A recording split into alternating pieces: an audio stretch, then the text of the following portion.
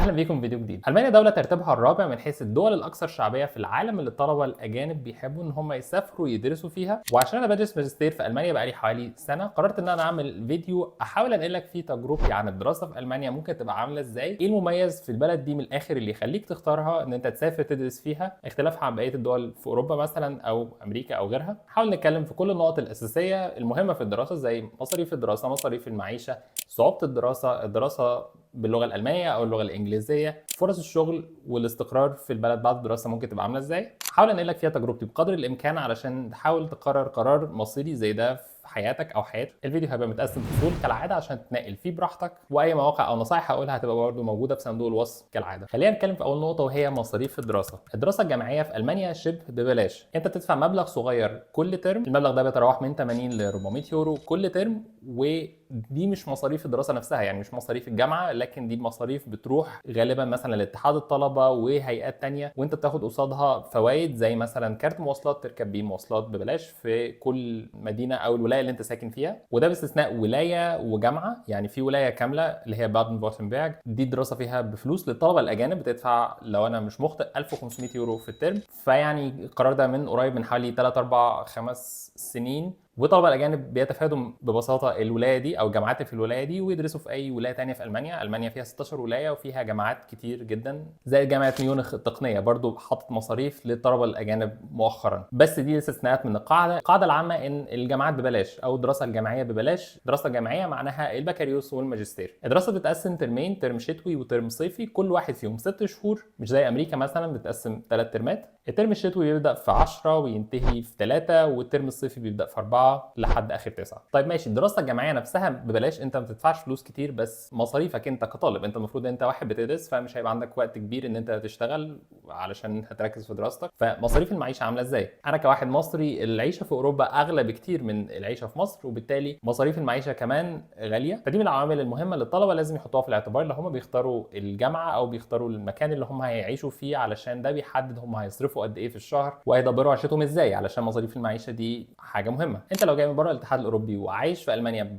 باقامه او فيزا طالب، فانت بيبقى لك تصريح عمل لمده 20 ساعه في الاسبوع، ان انت تشتغل مثلا يومين في الويك اند، كل يوم 10 ساعات، فانت بتبقى بتشتغل مثلا 20 ساعه. ده الحد الاقصى اللي انت ممكن تشتغله كطالب، وده تصريح عمل مفتوح تقدر تشتغل بيه اي حاجه، من اول يعني ان انت بتشتغل اي حاجه من غير اي مؤهل لحد اي حاجه انت عايز تشتغلها، مش مهم. بس انت بتشتغل بس 20 ساعه في الاسبوع عشان انت طالب جاي من بره الاتحاد الاوروبي، فالمفروض ان انت يعني مكتب الاجانب بيقول لك يعني لا ركز في دراستك، والشغل ده بس ان انت تصرف بيه على نفسك علشان توفر معيشتك، مش ان انت يعني يبقى معاك تصريح عمل مفتوح وتشتغل وقت ما تحب وتسيب دراستك فما تخلصش دراسه وهم يبقوا مضطرين بقى ان هم يعني يقعدوا يقولوا لك انت ليه مطول في الدراسه وما الى ذلك. فالقانون ده يعني من الاخر شغلته انه يخلي مكتب الاجانب دايما يتاكد ان انت مركز في دراستك ومش بس بتشتغل وسايب دراستك واسمك طالب. طيب ازاي تلاقي شغل كطالب؟ القاعده الاساسيه في شغل الطلبه ان انت كل ما انت تكون بتتكلم الماني احسن، كل ما انت هتلاقي شغل بفلوس اعلى ومجهود اقل. طبعا شغل الطلبه ده بيندرج تحت اي حاجه، الهدف منه ان انت بتحاول تصرف على نفسك لحد ما تخلص دراستك وبعد كده تشتغل بالشهاده اللي انت يعني كنت جاي المانيا تكملها. ده في حاله ان انت شهادتك مش معترف بيها دايركت في المانيا مثلا، فانت مش عارف تشتغل الشهاده اللي انت جايب بيها من مصر، ومستني ان انت تخلص دراستك الجامعيه في المانيا علشان تشتغل بقى الحاجه اللي انت جاي تخلصها، سواء انت مثلا مهندس او وات ايفر. في ناس مثلا معاها مؤهلات انترناشونال زي اللي بيشتغل مثلا في مجالات التكنولوجيا، البرمجه او غيرها، دول ممكن يلاقوا شغل بسهوله حتى لو هم طلبه، بيشتغلوا برضه لحد 20 ساعه في الاسبوع اللي هو دوام جزئي، وساعتها بيبقوا برضه يعني كويس. فده شغل مثلا مريح وبيقبض كويس. بس دي مش القاعده، يعني معظم الطلبه اللي هم لسه بيحاولوا ان هم يخلصوا دراستهم في المانيا بيبقوا عايزين هم بس يكفوا مصاريفهم، فبيشتغلوا يعني اي حاجه ان هم يقدروا بيها يكفوا مصاريفهم. وفي احيان كتير ده بيبقى يعني الحد الادنى للاجور او اعلى شويه، بس الحد الادنى للاجور لو انت بتشتغل 20 ساعه في الاسبوع فده غالبا هيخليك ان انت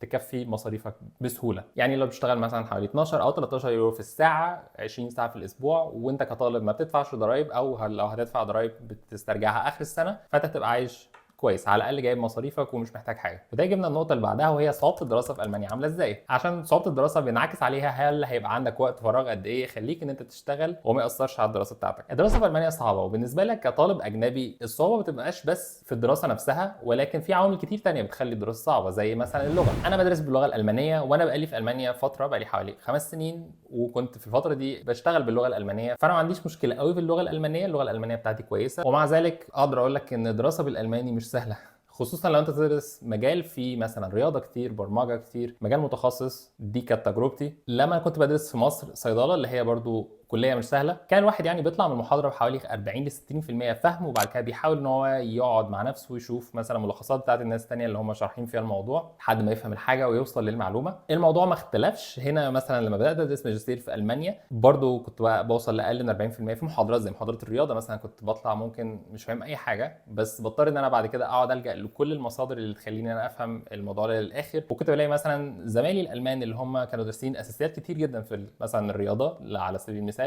لاقطين الكلام بسهوله، فالموضوع ده بيبقى صعب. بس يعني اللي تقدر تقوله ان انا يعني بقى عندي خبره، او يعني بقى عندي ما عنديش تردد كتير في الذات في موضوع مثلا الفهم والدراسه وكده. كنت ببقى عارف ان هو في الاخر الدنيا هتمشي. الخلاصه في الموضوع ده ان الدراسه صعبه بس كل الناس بتوصل في الاخر. اللي انت تقدر تعمله ان انت تحاول ان انت تعمل اللي عليك كله. لو انت مش فاهم حاجه لازم تركز ان انت تتكلم مع المعيدين او الدكاتره، خصوصا لو تخصص مش كبير. يعني لو انتوا مش كتير قوي في الدفعه اللي انت فيها بيبقوا متجاوبين جدا. لو انت مش عارف حاجه ممكن تروح للمعيد يقعد يشرحها لك مره واثنين وثلاثه. لو في اسئله ممكن انت تقعد تحلها وتخليه هو يصلحها لك. الدكاتره نفس الموضوع، حتى لو الدكتور يعني كبير او صغير. انا كنت بستغرب قد ايه الطلبه الالمان اللي معايا في تخصصات زي البرمجه مثلا، اللي انت ممكن تلاقي لها مصادر كتير جدا موجوده على النت، كانوا يقعدوا يسالوا تفاصيل يعني للدكاتره من وقت حتى المحاضره مثلا، مش من وقت بره المحاضره، علشان هم عارفين ان ده حقي ان انا كطالب ان انا اسال المعلومه ويجاوب عليها وكده. حاجه كمان بالنسبه لصعوبه الدراسه، في جامعات كتير في المانيا من اللي هي جامعات الاليت او اللي هي مصنفه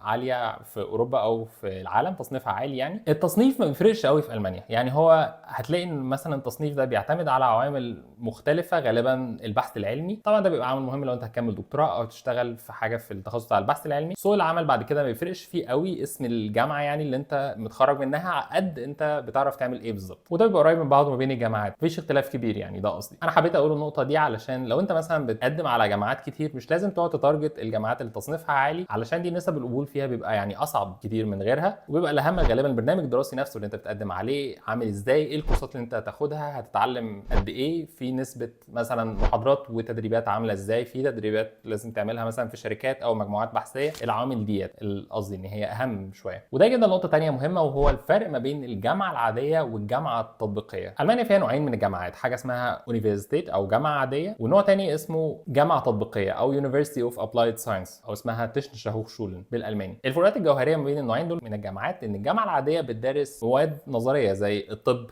القانون، الهندسه برضو بتخصصاتها، بس بتركز اكتر على الجوانب النظريه، والبحث العلمي فيها بيبقى اكتر وله تمويل اكبر من الجامعات التطبيقيه. الجامعات التطبيقيه بتركز اكتر على الجانب العملي والتطبيقي في تخصصات الهندسه الكتير والرياضيات، تركز اكتر على الاستعداد لسوق العمل. يعني من الاخر الطلبه اللي بيدرسوا فيها بيحاولوا ان هم يبقوا في لينك ما بينهم وبين سوق العمل، بيبقى في تعاون كتير ما بين الشركات في تخصصات الهندسه الكتير وما بين الجامعات التطبيقيه دي، علشان هم يروحوا يعملوا تدريبات في شركات معينه وبعد كده يشتغلوا فيها بسهوله. الجامعات فيها تخصصات اوسع واعمق، بس الجامعات التطبيقيه اقرب لسوق العمل. ليه المعلومه دي تبقى مهمه بالنسبه لك؟ بالظبط اللي لسه قايلينه، ان هتلاقي مثلا ان الجامعات التطبيقيه دي ترتيبها اقل من الجامعات العاديه بالنسبه لترتيب الجامعات، علشان هو بيعتمد على البحث العلمي، وهم ما فيهوش بحث علمي كتير بيحصل في الجامعات دي، ولكن ممكن تبقى دراسه فيها يعني افيد بكتير واقرب ان انت تلاقي فيها فرصه بسهوله بعد الدراسه ان انت تشتغل. ده يعني كانت تجربتي. انا مثلا كنت بدرس في جامعه عاديه، جامعه اللي هي اسمها يونيفرسيتيت مش جامعه تطبيقيه، ونفس البرنامج الدراسي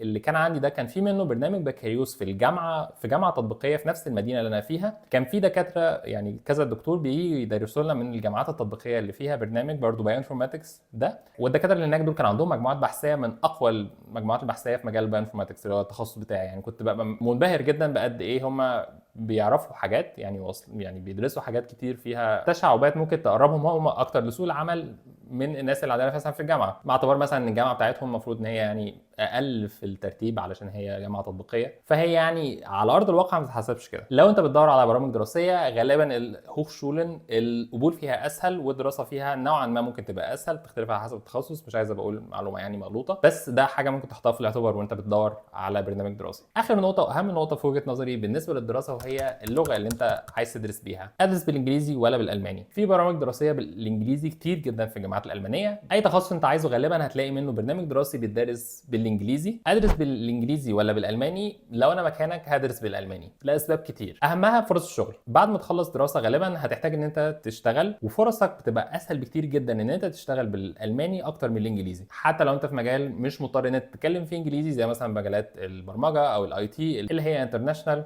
بس لو في اتنين مقدمين عندهم نفس المؤهلات كلها بالظبط، نفس البروفايل، الاثنين كويسين جدا، وحد فيهم بيتكلم الماني وحد لا، فغالبا هياخدوا اللي بيتكلم الماني. النقطه الثانيه المهمه ان نسب القبول في البرامج اللي باللغه الالمانيه اسهل بكتير من البرامج اللي باللغه الانجليزيه. انا واحد من الناس تقديري في البكالوريوس ما كانش عالي جدا، وده من اهم العوامل اللي بتحدد انت هيجي لك قبول جامعي ولا لا. المنافسه في البرامج اللي باللغه الانجليزيه اعلى علشان ببساطه هي اقل، ونسب الناس اللي بتقدم كطلبه اجانب مش بيتكلموا الماني اكتر بكتير من الطلبه الاجانب اللي بيتكلموا الماني بالمستوى اللي يخليهم يدرسوا في المانيا. فببساطه يعني فرص حصولك على مقعد دراسي لو انت مؤهل مثلا بتاع البكالوريوس او المدرسه مش عالي، هيبقى اسهل بكتير في اللغه الالمانيه، ويبقى عندك فرص ما بين جامعات كتير انت ممكن تقدم عليهم وتختار ما بينهم اي اكتر حاجه مفضله بالنسبه لك، يعني الجامعه اللي انت، البرنامج بالظبط اللي انت كنت عايزه، المدينه اللي انت كنت عايز تشتغل فيها وما الى ذلك. اتمنى الفيديو ده يكون اداك فكره شويه عن الدراسه في المانيا ممكن تبقى عامله ازاي. لو انت ماشي في الطريق ده انا بتمنى لك كل التوفيق. لو عندك اي اسئله او تعليقات في الحاجات اللي انا قلتها ممكن تكتب لي في الكومنتات، هتبسط جدا. وما تنساش تشترك في القناه عشان تشوف الفيديوهات الجايه. بس واشوفكم فيديو جديد.